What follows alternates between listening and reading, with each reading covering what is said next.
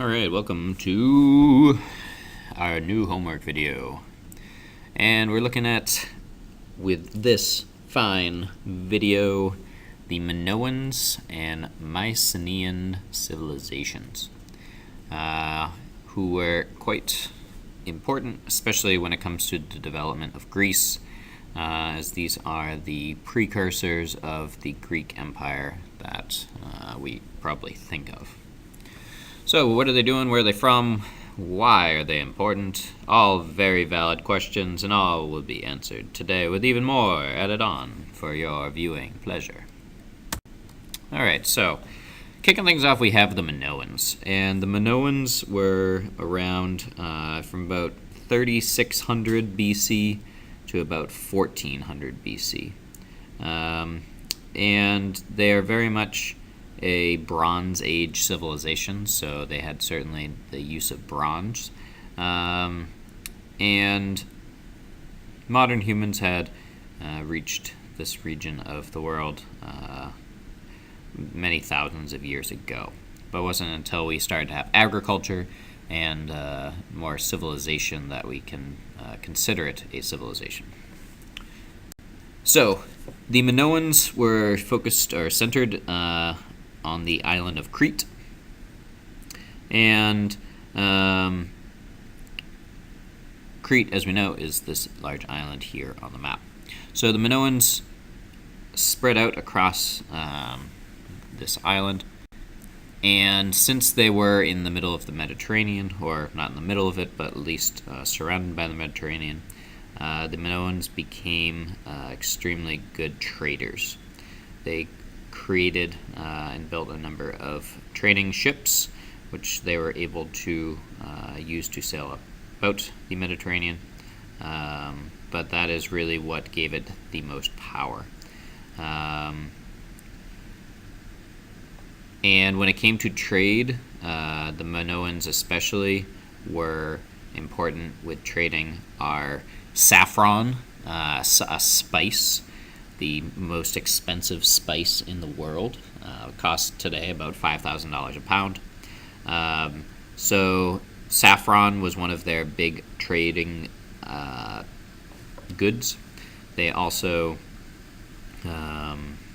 were able to trade lots of wood and timber as well. The Minoans were down with the alphabet. They developed a written language. Actually, this wouldn't be considered an alphabet, it would be a script. We think they are pictographs. There's a few hundred inscriptions. So this language actually has never been deciphered, so no one really knows what this is called. But we call it Linear A, and the translation of such is unknown. So it's one of a few languages that have been discovered in the world, written languages, that no one knows what it means. So, we have our next group, which is the Mycenaeans, and this group came in after the Minoan civilization. And the Mycenaeans especially came in around about 1600 BC, so about 200 years before the Minoans fell. And we could say they are especially responsible for the Minoan falling. So, the Mycenaeans were important for a number of reasons. One of such is that very much around the settlements of the Mycenaeans, we have a great deal of palaces. So, if you look in this image here, these massive stone structures that are being created in places today that are Athens and Thebes, and they have throne rooms. The Mycenaeans were also famous for their graves, in which the last picture you saw, that mask. So the Mycenaeans are pretty impressive when it came to building and structures. If you look at this map, this is where Mycenaean Greece was spread out. Since it was so long ago, there is some debate over where exactly the settlements exactly were. But it was spread out throughout mainland Greece and what today we know as the Peloponnesian Peninsula, that you labeled on your map. So they were pretty spread out, and a lot of this is because of the geography of Greece. It is extremely mountainous. There aren't any major rivers that can connect really these places together. So certainly while this would all be considered the Mycenaean Empire, they were pretty spread out, which is interesting. So when it came to how the government ran the area, you started to see smaller states that you have, and each of these kingdoms, there was these palaces, which would control the different elements in the realm. So you had lots of kings and palaces that were spread throughout, and there were, from them, governors that administrated the smaller areas, so they had a pretty complex government that included kings, palaces, and states spread throughout what today is Greece. And with that ruling, the Mycenaeans were able to really take control and do a lot of good things for their region. Since it was pretty difficult to travel except by sea, infrastructure was important for the Mycenaeans, especially movement of armies. So the Mycenaeans especially focused on building lots of roads, and in this case you can see here is a bridge. While you might not think it's super impressive, when we're talking about a 3,000-year-old bridge that does still stand today, with a passageway underneath it, it is a pretty impressive feat.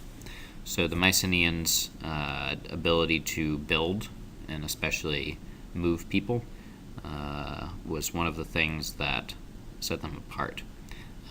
In addition, we've mentioned the palaces that were built all over mainland Greece that helped the Mycenaeans also, both with showing their power, but also for when it came to war, you had these large fortified structures that would be surrounding and included in the palaces.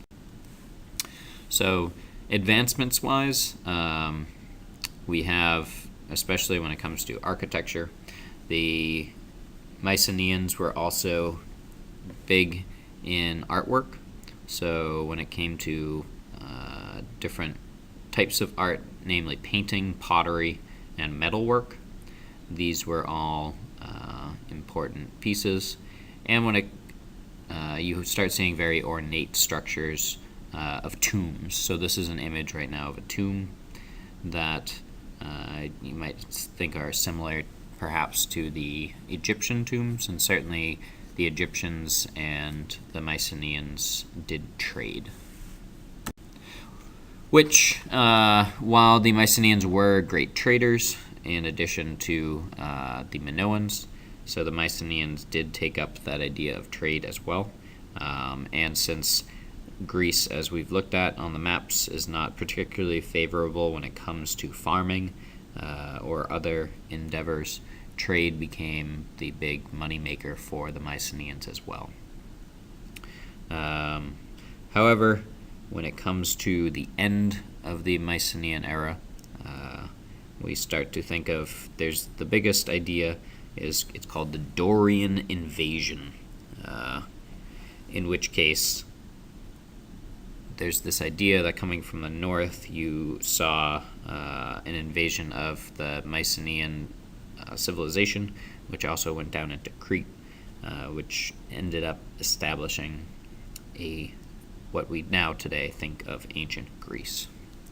So with the fall of the Mycenaean Empire, we'll start with our what's more familiar to us in ancient Greece. However, the Mycenaeans and Minoans are predominantly where Greek mythology is set.